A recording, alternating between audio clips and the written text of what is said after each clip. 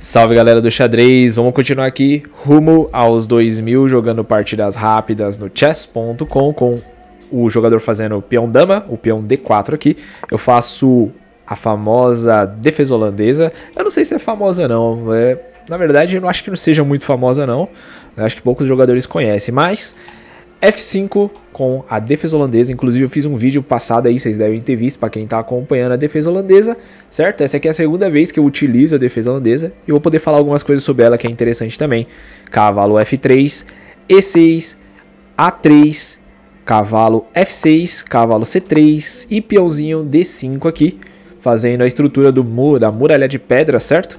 O jogador joga a dama dele em D3, C6 fazendo a muralha de pedra, o jogador joga bispo aqui em E3 todo estranho, que eu já pensei que era um engine aqui, eu já falei, ixi, engine, ferrou, mas não era, o jogador jogou de boa. Joguei agora cavalo D7, o jogador faz grande roque, olha que o cara ficou com medo, tá? Ficou com medo da defesa holandesa, não fez o pequeno roque, sair das linhas normais e meteu o grande roque ali, mas é isso, né, xadrez, simplesmente xadrez. Aqui, cavalo em E4, porque tem temas de ataque nessa posição, certo? Aqui ele joga cavalo em E5 e aqui eu jogo meu bispo D6 com a ideia de tentar tomar o centro aqui, certo? O jogador faz um F4 para proteger o centro e eu resolvo fazer essa troca aqui com o bispo. Aí você deve estar se perguntando, você é louco, você tá maluco, você trocou seu bispo por um cavalo dele, tu tá maluco. Não, esse aqui tem uma estratégia aqui por trás, não é, vou trocar aleatoriamente, aquilo que eu falo pra vocês, não saiam trocando peças aleatoriamente, tem que ter um porquê disso. E aqui tem um porquê, e o porquê que é a estratégia de você fechar o centro e jogar com o par de cavalos. Tira o cavalo do adversário por o seu bispo, né? Você troca bispo por cavalo e você mantém os seus cavalos, entendeu? Porque jogo fechado, como vocês estão vendo aqui, os cavalos jogam melhor e é uma forma de estratégia, né? Sem falar que esse meu cavalo aqui é muito poderoso, né? Se ele moscar, esse cavalo aí fica ainda mais forte, certo? Aqui, pequeno roque, o jogador troca o meu cavalo muito forte ali, né?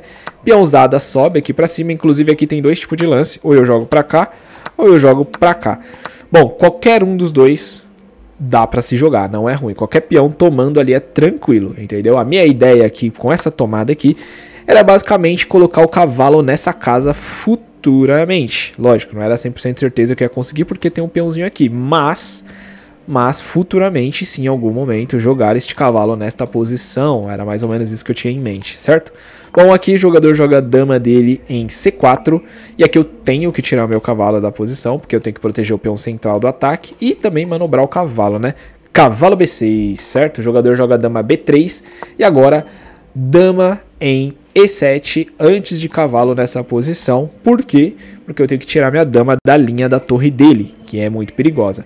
Isso aqui é uma coisa importante para vocês, e eu vejo muito jogador de 1500, 1600 errando isso, que é o seguinte: quando você tem sua peça mais forte, a mais poderosa, que é a dama, na linha de uma torre adversária, ou até mesmo de um bispo adversário, você tem que tirar a sua dama dessa linha de ataque. Você não pode deixar. Mas é que ainda tem um peão na frente. Não importa. Você não deixa a sua dama ali. Mas é que eu tenho um lance do cavalo aqui, não é melhor primeiro? Não importa. Tira a sua dama. Não importa. A sua prioridade é defenda teu rei. Essa é a prioridade máxima do xadrez. Todo mundo sabe disso, né? O rei é prioridade máxima na sua defesa. Sem o rei, você perde o jogo, basicamente. Qual que é a segunda peça que você tem obrigação de defender? Obrigação total. A dama. É isso mesmo. A dama é a peça mais poderosa do tabuleiro depois do rei. O rei é a peça que você tem que defender, ele é o rei. Porém, a dama é a peça mais forte do tabuleiro. E ela é suscetível a ataques dos adversários, né? Porque quando uma dama cai, acabou o jogo também. Entendeu? Praticamente acabou o jogo. Entende? Então a dama é a segunda peça que você tem que defender quando você sentir que ela está sendo ameaçada. Entendeu? Porque eu diria que a dama é como se fosse... Para quem é fã de Yu-Gi-Oh! Vai entender o que eu vou falar aqui. É como se a dama fosse a carta armadilha. Entende? Para quem trabalha de CLT, digamos que a dama é como se fosse o seguro-desemprego quando você é demitido do nada. Para quem é fã de futebol, a dama seria o Neymar na seleção. Todo mundo tem que proteger. Ou então o Cristiano Ronaldo no Real Madrid. Bom, fiz várias analogias aqui. Vamos dar um exemplo aqui dos pais de família. Você que é pai de família, a pessoa que você mais tem que proteger é a sua esposa. Você tem que estar lá apoiando ela e tudo mais. Bom, boas analogias, certo? A dama é isso tudo aí que eu falei pra vocês. Entendeu? Ela é a principal peça que você tem que ter em mente depois do teu rei. Então, por exemplo, você tem que ser o rei totalmente defensivo. Você tá lá, seu rei tá totalmente defendido, você defendeu o teu rei. Depois você dá uma verificada na tua dama, você vê se ela tá bem posicionada, se ela tá fora da linha de ataque, entendeu? Aqui, eu poderia muito bem ter jogado o cavalo. Poderia. Fecharia mais a coluna aqui. Porém, futuramente, minha dama nessa posição é ruim. Porque ainda tá na linha mesmo com o meu cavalo aqui e o peão aqui. Então, basicamente, eu faço o quê? Protejo a minha dama. Dama E7, ainda ajuda a apoiar o peão central aqui e tira a minha dama da linha de fogo. Ponto. Agora sim eu penso nas estratégias de avanço das minhas peças, entendeu? Beleza, aqui H4, cavalo D5, bispo G5, dama C7. Repara, eu não coloco mais a dama nessa coluna nunca mais. Dama G3, peãozada começa a subir, peão de F4, certo? O jogador joga dama F2, peão H6, trancando o bispo dele. Exatamente, cara. Aqui eu já tinha mais ou menos a ideia, porque assim, toda vez que alguém jogar alguma... uma coisa... Cara, é meio difícil explicar isso aqui, mas por exemplo, toda vez que você tiver um peão, assim, da forma que tá aqui, e ele puder avançar, você sempre vai ter na sua mente que eu tenho dois peões que podem avançar. Sempre coloca isso na sua cabeça. Agora, quando você tem um peão que não pode avançar, tipo esse aqui não avança mais, não tem como, certo? Você só precisa ver se ele tá defendido, né, pra você não tomar uns ataques brutos aqui, certo? Os outros peões não. Os outros peões você sempre vai pensar, pô, eu posso avançar. Então, se você tem peões que podem avançar, então sempre possivelmente tem táticos nesses peões. Então, sempre pensa nos possíveis táticos que tem ali. Então, aqui, eu já tinha na minha cabeça, quando ele jogou o bispo, aqui, ó. Quando ele fez esse bispo, eu já tinha na minha cabeça aqui, ó. Opa, esse bispo aqui tá estranho, né? Eu posso avançar o peão e travar o bispo dele aqui, né? Porque ele não pode tomar peão. Se ele joga aqui, ele não pode tomar aqui, porque senão cai inteiro o bispo dele, né? Então, por eu saber que eu tenho peões móveis e por ele ter jogado um bispo aqui, eu falei, pô, peraí, eu posso trancar o bispo dele aqui. Então eu já tinha mais ou menos isso aqui na minha cabeça. Então quando eu tirei minha dama, eu pensei assim, se ele não tirar essa peça, eu vou subir peão. E aí eu vou começar a prender o bispo dele, entende? Isso aqui é treinamento, não é tática. Eu acho que isso aqui não é nem tática, eu acho que é experiência. Eu não vou dizer que é tática, não. Eu vou dizer que é experiência de jogo, né? É meio que uma maliciazinha, né? Armadilha, você cria armadilhas táticas ali, né? Bom, dama, e aí ele se ferrou, porque aqui eu jogo o peão F4, atacando ele aqui, forçando ele a movimentar a dama, tirou a dama, e aí ele leva o tático de H6, prendendo o bispo dele aqui. Não tem mais pra onde o bispo ir, certo? Se o bispo jogar aqui, a dama toma. Se o bispo jogar aqui, o cavalo não, o peão, né? Peão toma aqui. Então ele perderia uma peça inteira. Bom, o lance dele foi capturar o peão de H6, o peão de G toma. Ele faz G3 ali pra tentar abrir a posição. E basicamente aqui eu jogo a minha dama com a ideia já de trocar as damas o mais rápido possível, para mim conseguir essa vantagem de peça a mais e ganhar a partida, né?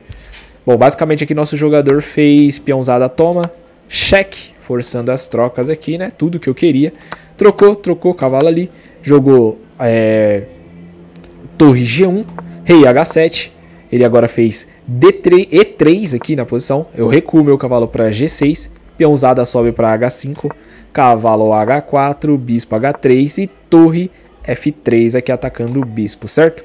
Ele joga aqui bispo dele G4 atacando a minha torre. Torre pega peão. E aqui basicamente o jogo começa a ficar mais tranquilo para as peças negras, né? Porém, obviamente tem que tomar cuidado com esses ataques aqui, né? Que é bem difícil de lidar, né? Cavalo em F. Deixa eu só ver aqui. Isso, cavalo F3, né? Com a ideia de tentar atacar, fazer alguma coisa. Porém, isso aqui não foi muito bom. Porque o jogador joga aqui cravando, né, aqui. Mas aqui tá tranquilo, porque eu ainda posso trocar as peças de boa ali, né. Bispo D7, e agora ele toma o meu cavalo com o bispo. Eu venho com a torre, ele troca tudo aqui. E fica nada mais nada menos do que torre versus torre. E eu tenho um bispo a mais aqui. Inclusive isso aqui é muito legal, mostrar aqui pra vocês, né. Bom, pra quem acompanhou, viu que eu joguei a defesa holandesa nas últimas partidas aí. E na defesa holandesa eu tinha falado muito sobre o peão de E, que é esse peão aqui, e o bispo de C, né? Deixa eu colocar o bispo aqui. É que já trocou as peças ali, né? Mas basicamente eu tinha falado sobre esse peão de E e o bispo de C, que é esse bispo das casas claras com as peças negras. Que eles são o ponto fraco, né, da defesa holandesa, né? Esse peão aqui tem momentos que ele não vai conseguir ir pra frente e avançar. E esse aqui é um dos exemplos, né? Ele não consegue avançar desde o começo da partida, né? E o bispo não fez nada o jogo todo. Entendeu? Ele ficou o tempo inteiro aqui parado na casa de C1 prendendo a torre. Então esse é um dos pontos fracos do bispo de C8 da holandesa, né? Então tomem sempre cuidado, né? Não vão no desespero. E um dos erros que eu vejo também dos jogadores de holandesa é fazer isso aqui, ó. Deixa eu voltar. Deixa eu voltar lá para os primórdios da partida. Deixa eu voltar aqui o começo aqui para mostrar para vocês. Aqui, mais ou menos.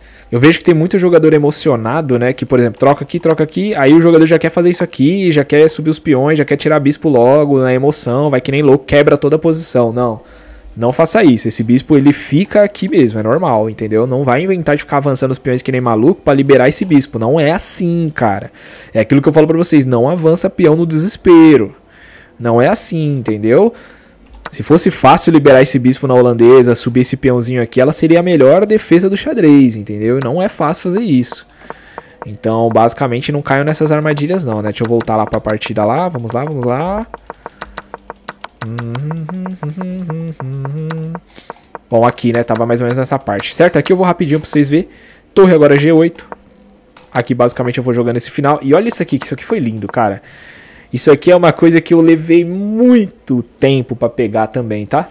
O sacrifício de peão ou o sacrifício de alguma peça pra você melhorar as peças médias, né? Principalmente peão, geralmente, né? Se você for ver aqui, não tem como eu avançar sem perder peça aqui, né? E não tem como liberar esse bispo de forma fácil, né? Porque se eu jogar aqui, ele pode muito bem proteger peão. E aí fica muito difícil pra mim sair também. Teria que tirar a torre, fazer um movimento com o rei pra jogar bispo aqui. Então, sabe, ia ser muito difícil tirar esse bispo daqui. Então, basicamente, eu falei o quê? Quer saber? Não. Sacrificar aqui um peão. Sacrifiquei o peão. Tomou. Bispo super poderoso.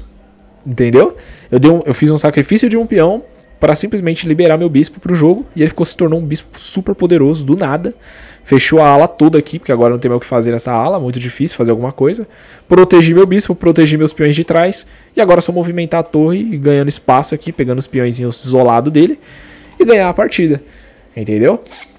E isso aqui eu fiz em quanto tempo? Vamos ver aqui. Jogou esse em 1 segundo, em 7 segundos, ó. Repara, 42, 7 segundos. Eu protegi toda a minha ala. Melhorei totalmente o meu bispo. Protegi toda a posição. E agora é só atacar com a torre aqui as peças fracas dele, entendeu?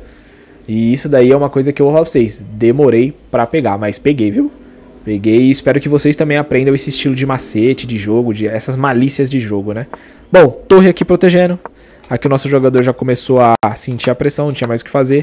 E devagarzinho foi pegando posição aqui no jogo, né? Sem vacilar. E aqui o nosso jogador abandonou quando ele levou esse duplo do bispo no rei e na torre, certo? Espero que você tenha aprendido alguma coisa com essa partida. Tamo junto, dá aquele like pra fortalecer. Partiu, próxima partida.